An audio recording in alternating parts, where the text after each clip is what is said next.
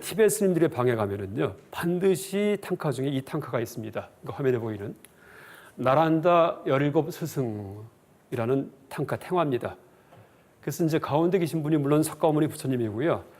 그 왼쪽에 쭉 스님들의 모습이 있죠. 앉아 계신.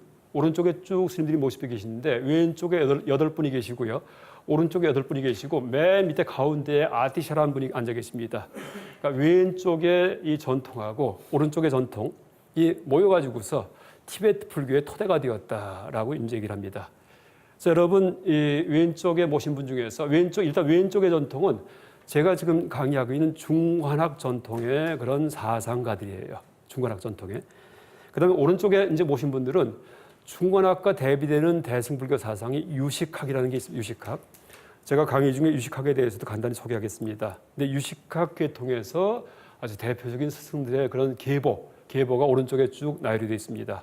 그래서 이 두 가지 계보, 중관학과 유식학이 이제 합해져 가지고서 아티라라는 분께서 종합을 해서 티베트 불교의 토대를 만들었다라고 얘기를 합니다. 티베트 불교에. 그 지금 마지막에 샨타 락시타하고 까마라 신라 이 두 분은 이제 중관학이 발달하면서 후대에 가서 유식학과 결합이 돼요. 그래서 이제 그런 식의 중관학파를 유식 중관학파 혹은 육아행 중관학파 이렇게 부릅니다. 혹은 후기 중관학파라고 부릅니다. 한 기원후 한 700년 전후에서 계셨던 분들인데 이분들이 티베트 불교에 들어가서 티베트 불교를 인도 불교로 바꿔버립니다. 그러니까 까마라 신라 샨타 락시타가 티베트에 들어가기 전에 티베트 불교는 철저하게 중국의 서원불교였어요.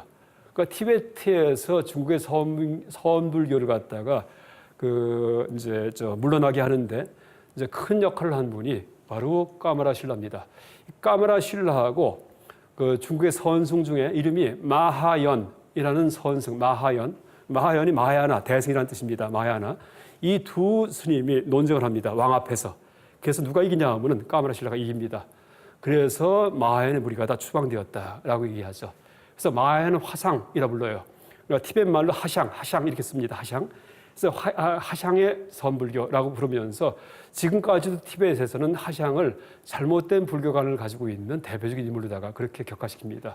그러니까 티베트 불교의 모든 책에서 하샹 하면은 바로 까마라 신라한테 패배한 그 마하연 스님을 이제 일컫는다라고 얘기할 수 있습니다.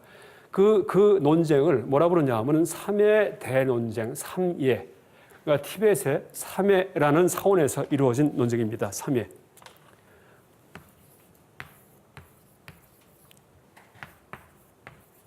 이렇습니다. 삼회. 그러니까 지금도 남아있는 절의 이름입니다. 이 절은 그 티베트의 불교를 전한 분 중에 또 위대한 분 중에 하나가 빠드마 삼바바라는 분이 계셨는데 빠드마 삼바바께서 건립한 절입니다. 빠드마 삼바바가 들어와서 티베트의 전통 샤머니즘을 제압을 해요. 신통력에 의해서. 그러니까 전통 샤머니즘이 어마어마했습니다. 그걸 전부 다 불교로 개조해버립니다. 여러분 티베트 불교 보면은요 샤머니즘 비슷해요. 깃발이 막 날라, 성황당 깃발 같은 게 있고 그 다음에 뭐 이상한 게 많습니다. 근데 뭐냐 하면은 그런 샤먼적인 걸 갖다가 다 불교적으로 의미부여를 바꿔버립니다.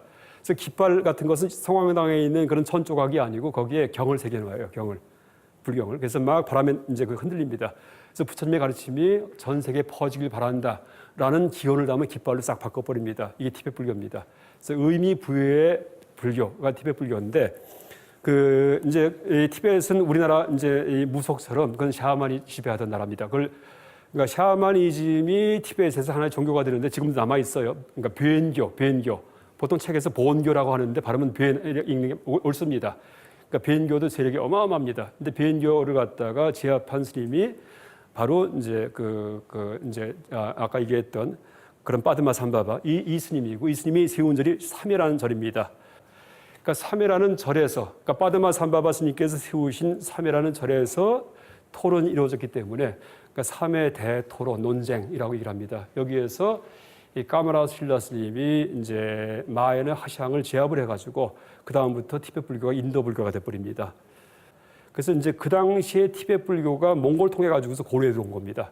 그래서 고려 불교가 타락하죠.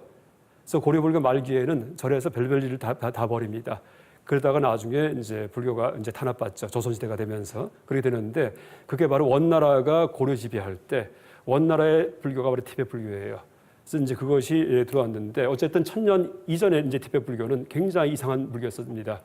그래서 그런데 티벳의 왕이 아티자 스님을 초빙을 해가지고 티벳 불교 개혁을 합니다. 그러니까 철저하게 계율을 중시하고 윤리도덕을 이런 식으로 이제 그 개혁을 해가지고 티벳 불교의 토대를 놓게 되는데, 그래서 티벳에서는 이제 아티샤 스님을 이제 굉장히 큰 성자로 그렇게 추앙을 합니다.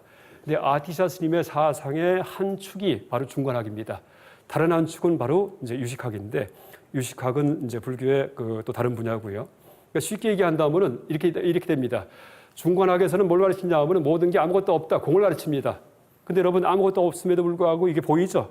이게 뭘까요? 다 꿈처럼 있다라는 얘기입니다. 그래서 이제 아무것도 없음에도 불구하고 헛개비처럼 있는데, 그럼 헛개비가 존재하는 방식이 뭐냐 할 때 유식, 우리가 설명을 합니다.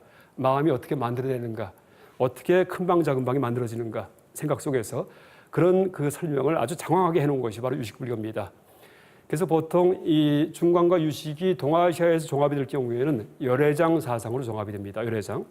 그래서 열애장 사상을 얘기할 때 보통 대승기신론, 이건 뭐 이제 강의랑은 좀 벗어나지만은 대승기신론이 열애장 사상의 이제 그런 이 담긴 경전인데, 그 내용이 뭐냐 하면은 그 일심, 이제 우리의 마음은 두 측면이 있다. 진여, 참된 진리의 측면이 있고, 그 다음에 생멸, 막 흔들리는 측면이 있다. 그래서 그 두 가지가 종합이 되면은 바로 일심이에요, 일심. 근데 그 진여, 참된 그 측면이 바로 중관입니다. 공의 측면입니다. 공. 아무것도 없는 거, 깨끗한 거. 그 다음에 흔들리는 거. 그럼에도 불구하고 세상 만사가 돌아가요. 이게 바로 뭐예요? 그게 생멸의 세계예요. 그래서 보통 이 물과 파도에 비유합니다. 바닷물 할 때 바닷물이 뭐예요? 다 물이죠, 물. 근데 위에서 출렁출렁거리죠. 그러니까 출렁거리는 것은 바로 유식이고, 어떻게 출렁거리는가. 그러니까 그 출렁거리지만은 전부 다 공통점은 다 물이라는 점이에요. 축축한 점. 이게 바로 중관입니다. 그래서 이제 그 두 가지가 종합이 된 것이 동아시아는 열애장이 됐는데, 티벳에서는 아티샤 스님의 사상이 됩니다. 아티샤 스님의. 그 석가모니 부처님께서 이제 가르침을 베푸시는데, 그 45년 동안. 근데 거기엔 체계가 없어요. 만나는 사람마다 상대에 따라 가지고서 낮은 가르침을 주기도 하고, 높은 걸 주기도 하고, 수행법을 가르치기도 하고, 뭐 지적인 측면을 얘기하기도 하고, 이렇게 섞여 있습니다. 돌아가시고 나니까 이제 어떻게 돼요? 그걸 체계화할 필요가 있어요.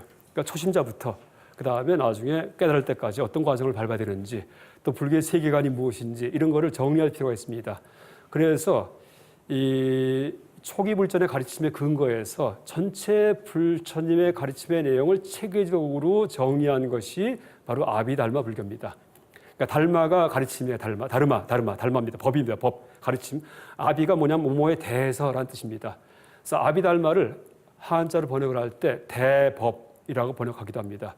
그러니까 부처님의 근본 가르침에 대해서 체계적으로 정리한 불교, 이게 아비달마입니다. 참 꼭 필요한 불교죠. 꼭 필요하죠. 그런데 문제가 뭐냐 하면은 그렇게 정리하는데 한 가지 정리 방식만 있으면 좋은데 그 정리한 사람에 따라서 달라져요. 조금씩. 대개는 비슷한데 의견에 이제 어떤 차이가 생깁니다. 그러다 보니까 내게 옳다고 주장하니까 상대방은 그게 틀렸다. 내게 옳다 또 주장합니다. 그럼 어떻게 돼요? 대립이 일어나죠. 종파가 갈립니다. 그래서 바로 아비달마 불교가 동시에 부파 불교가 됩니다. 예, 각가지 아비달마가 따로따로 생기기 때문에. 그래서 이제 서로 싸우고 있는 그런 지경이었는데, 나중에 이제 후대 진짜 그 부처님의 가르침을 추구하던 사람이 보니까 이거는 부처님께서 원하던 게 아니에요. 부처님의 근본 가르침은 해탈하는 거거든요. 해탈. 열반 얻는 거. 근데 그 말한 거 가지고서 무슨 말이 맞냐고 말에 매달려 가지고서 그거 갖고 싸우고 있습니다. 그러니까 그걸 다 쓸어버리는 거. 이게 바로 반야 공사상입니다. 그래서 여러분 이제 반야 공사상이 뭐냐면 그러면서 이제 대승이 나오는 거예요. 목표도 달라지고 그렇게 째째하게 그 가르침의 말 가지고 싸우지 말라는 얘기입니다. 그러니까 말은 수단일 뿐이지 그 말을 통해서 깨달음의 세계로 가는 거다. 말은 뗏목일 뿐이다. 여러분 강을 건너기 위해서는 뗏목이 필요하죠. 이 강에서 여기는 이제 차안, 사바 세계예요. 저기는 열반의 세계예요. 가려면은 뗏목이 필요해요. 무슨 뗏목일까요? 가르침의 뗏목이에요. 그러니까 부처님의 가르침의 뗏목에 의지해서 강을 건너갑니다. 건너갔는데 그 뗏목에 타가지고서 가만히 앉아서 서로 싸워요. 내 뗏목이 옳다, 네 뗏목이 옳다. 근데 뭐예요? 목표는 뗏목에서 내리는 게 목표예요. 그러니까 제발 뗏목에서 내려라 하는 것이 바로 반야경입니다. 그래서 반야경에 보면 여러분 반야심경만 봐도 무자가 많이 붙어요. 근데 전체 반야심경의 내용을 보면은요, 불교 비방하는 경전입니다.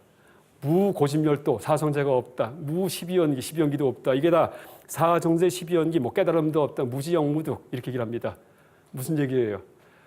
그 석가모니 부처님께서 아주 소중하게 가르치셨던 걸 갖다가 다 부정해 버립니다. 그게 무슨 얘기냐 하면 그걸 실제 부정하는 게 아니고 그런 가르침을 통해서 저쪽 열반의 언덕까지 왔으면은요 뗏목에서 내려라 하는 겁니다.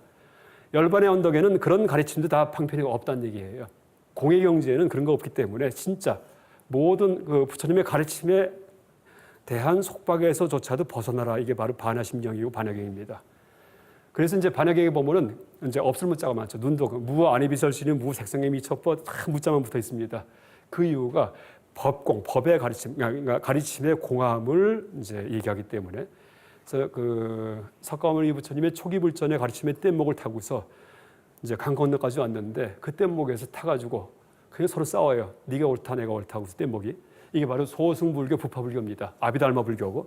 그때 이제 그걸 다 쓸어엎으면서 다 끌어내리는 것이 바로 대승반야 공사상이다라고 얘기할 수 있습니다.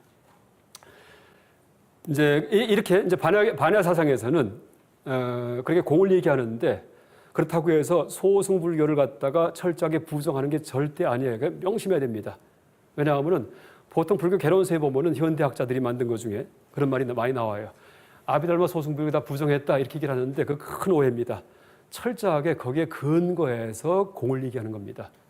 용수 스님의 저술 중에도 소승불교 교리에 대해서 아주 강조한 저술이 굉장히 많습니다. 그래서 용수 스님께서 이제 어떻게 얘기를 하시냐 하면은 이 공의 가르침은 이 소승의 가르침을 부정하는 것이 아니라 그 법을 대하는 가르침을 대하는 태도를 시정하는 것이다라고 그렇게 얘기를 합니다. 태도를. 이제 이 소승불교 초기 불교의 가르침은 또 혹은 치기화된 그 초기 불교 아비달마죠. 이것은 우리를 깨달음으로 가게 해주는 아주 훌륭한 뗏목의 역할을 합니다. 그러니까 공사상에서는 뗏목을 엎어라 이런 얘기가 아니고 뗏목을 타고서 여기까지 온 사람에 한해서 내려라 하는 겁니다. 근데 아직 뗏목도 안 탔는데 이쪽이 있어요. 근데 버려라 할 경우에는 건너가지도 못합니다. 그래서 이제 이 공사상이 참 중요하긴 하지만 조심해야 될 거는요. 여러분 초심자는 절대 공부하면 안 됩니다. 왜? 공사상 한번 듣죠. 다 너무나 그럴듯해요. 근데 머리만 다 깨져버리고 그 다음에는 이제 허무주의에 빠져버립니다. 그래서 오히려 불교 수행 열심히 하고 공부 열심히 했는데 폐인이 되기 쉽습니다. 실제 동아시아든지 티베트 불교 초전기에도 초기에 그런 사람이 많았습니다. 동아시아 불교에도 폐인 같은 그런 큰 스님이 많아요. 그 다음에 티베트 불교 초전기에도 이제 공을 오해를 해가지고 반야경이 먼저 들어옵니다. 오해해가지고서 그 폐인이 됩니다. 그런 스님들을 티베트에서 어떻게 부르냐 하면 크레이지 라마라 부릅니다. 티베트 불교가 라마 불교죠. 라마가 스승이라는 뜻이에요. 근데 미친 라마들 이렇게 부릅니다. 그래서 여러분 이제 제가 공사상 중간학 공부하지만은 여러분 조심하셔야 됩니다. 너무나 그럴듯하기 때문에 여기에 매달리면은요 그 다음부터 가치 판단 상실 상태 빠져버립니다. 선도 악도 없고 하늘 땅이 뒤집히고 뭘 할지 모르겠어 아노미 상태 빠집니다. 그래서 이제 명심할 것은 철저하게 세속에서 생활할 때는 철저하게 분별을 해야지 돼요. 내 양심껏 아주 상식적으로. 그 다음에 그 분별에 대한 이제 그런 고정관념만 씻어주는 것이 공사상이지. 이제 공사상이 전부가 아니다라는 사실을 명심하셔야 됩니다. 명심. 그러니까 나중에 또 다시 제가 중론의 가르침을 통해서 다시 한번 이제 그런 경계하는 가르침을 이제 제가 또 예로 보여드리겠습니다.